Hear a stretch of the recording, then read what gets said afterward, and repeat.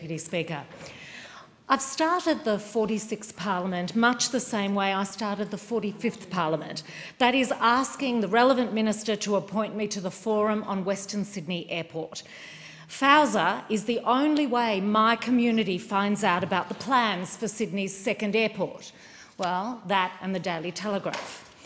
Information about the government's plans is hidden behind what's turned into a veneer of community consultation, because while we have a community member supposedly representing the mountains, that person is invisible to most people, and information being shared in between annual public drop-in sessions is virtually non-existent.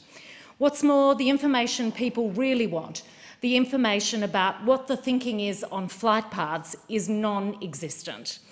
What independent research is showing about the noise the planes will make is that it has been vastly underestimated by the government's own environmental impact statement.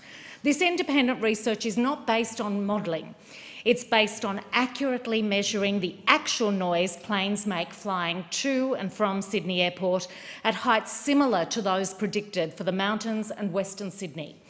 The only flight paths for the second Sydney airport we've been shown were in the EIS, and it painted a frightening picture of planes flying into Badgerys Creek 24 hours a day over the lower Blue Mountains and at lower altitudes for takeoffs over suburbs like Sydney's west, like St Clair.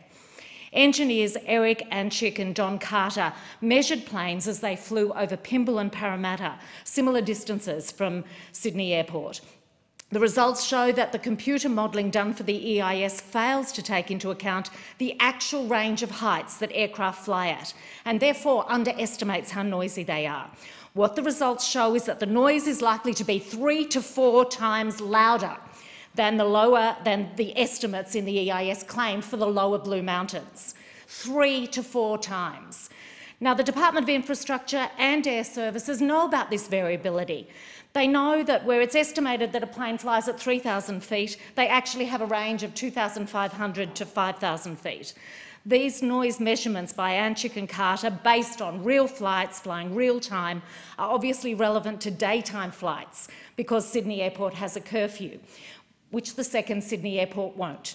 The planes will fly through the night non-stop and they'll be even noisier.